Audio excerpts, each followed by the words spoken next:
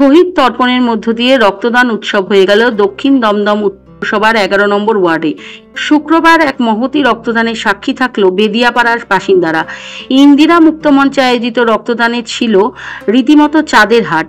ছিলেন দমদম লোকসভার সাংসদ প্রফেসর সৌগত রায়, ছিলেন কলকাতার উপমহানগরিক অতীন ঘোষ, পৌরপিতা অঞ্জন পাল, প্রিয়দর্শিনী ঘোষ বাওয়া, পৌরপিতা দেবাশিস ব্যানার্জি, পৌরমাতা জয়ন্তী সাহা, পৌরপিতা সুরজিৎ রায়চৌধুরী, পৌরমাতা গোপা পাণ্ডে, পৌরপিতা বরুণ নন্দী সহ বহু বিশিষ্ট ব্যক্তিবর্গ। সিপিআইএম এর হাতে নিহত শহীদ বিমল কর্মকার স্মৃতিতে সমর্পিত এই রক্তদান।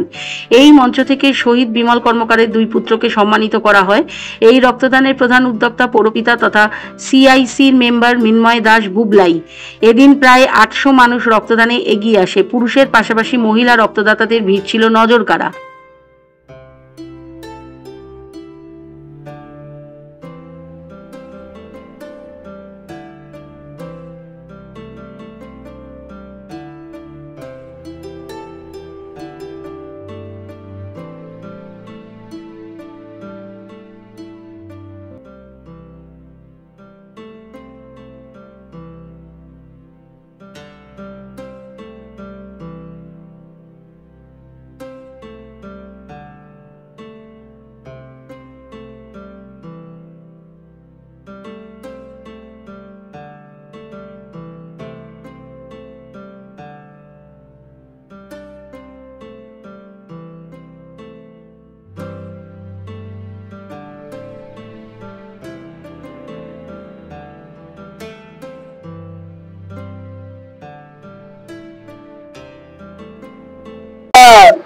আজকে আমাদের একটা স্লোগান ছিল, রক্তের বন্যায় ভেসে যাবে অন্যায়। আমরা সেটাই হচ্ছে আজকে করে রেখেছি। বেদিয়াপাড়ার আপন মানুষ আজকে দলে দলে এখানে এসে স্বেচ্ছায় রক্তদান করেছে।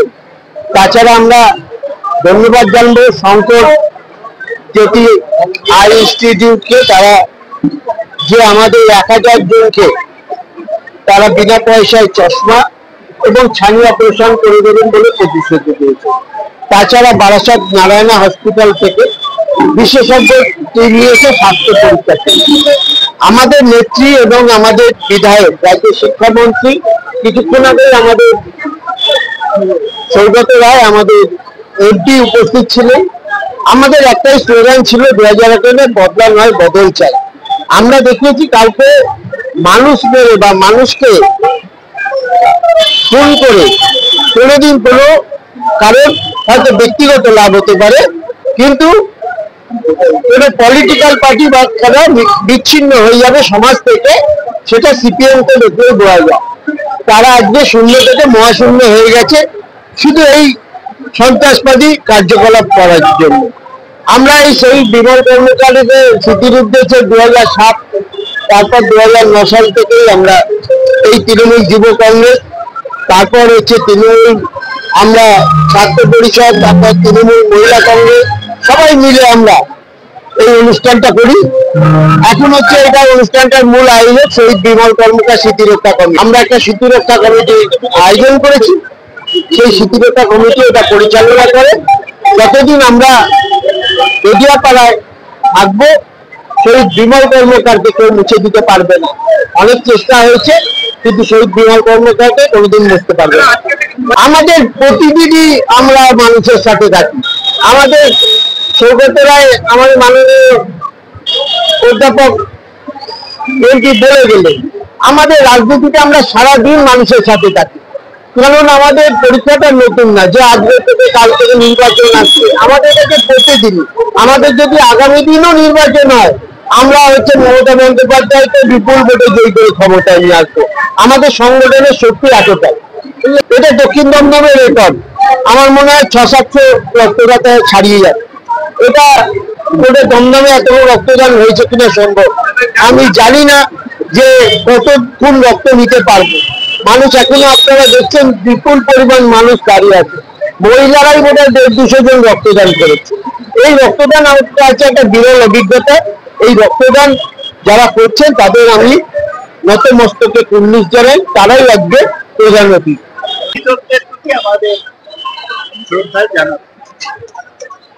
আজকে আপনারা দেখছেন আমাদের দক্ষিণবঙ্গের পুরো নেতৃত্ব এখানে রয়েছে এবং আমার দেখতে ভালো লাগছে যে আমাদের দক্ষিণবঙ্গের নেতৃত্ব এক এবং ঐক্যবদ্ধ। সবাই মিলে আমাদের পৌরপিতা মৃন্ময় দাসের পাশে দাঁড়িয়ে একসাথে বিমল কর্মকারকে আমরা যারা অনেকদিন রাজনীতি করছি, আমি এই এলাকায় 90-এর দশক থেকে যাতায়াত এমন একটা সময় ছিল যখন এখানে বন্দে মাতরমের বন্দেটা বলা যেত। সেইখান থেকে আমাদের লোকেরা অনেক আত্মত্যাগ করে পার্টিকে এই জায়গায় দাঁড় করিয়েছে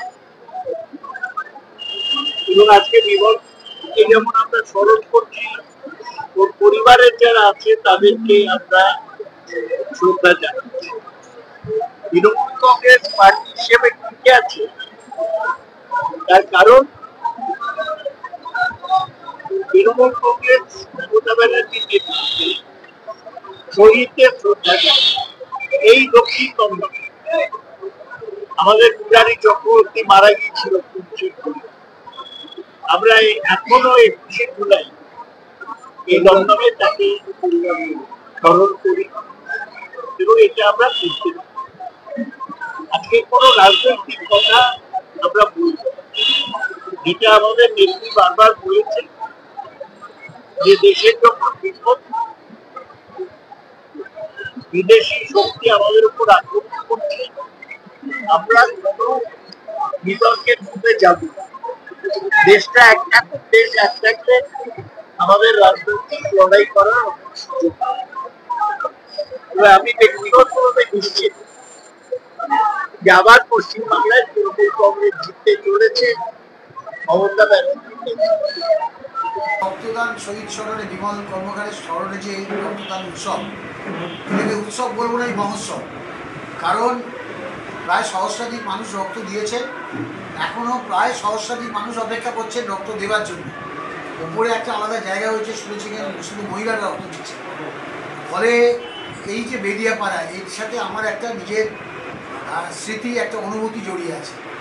আর এটা একসময় 2006 সাল পর্যন্ত এটা বড়নগর বিধানসভা কেন্দ্রের মধ্যে ছিল। আমি 2001-2006 বড়নগর বিধানসভায় প্রতিযোগিতা করেছিলাম।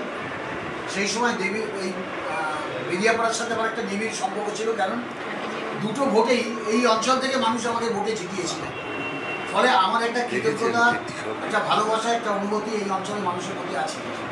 কিন্তু আজকে এখানে এসে আমার আরও আনন্দ লাগছে যে এই বেদিয়াপাড়া, যে বেদিয়াপাড়াকে আমি চিনতাম, এখন সেই বেদিয়াপাড়া নেই। এই বেদিয়াপাড়া অনেক উন্নত, অনেক আধুনিক। এর জন্যে আমি কৃতিত্ব দেবো সৌগত রায়,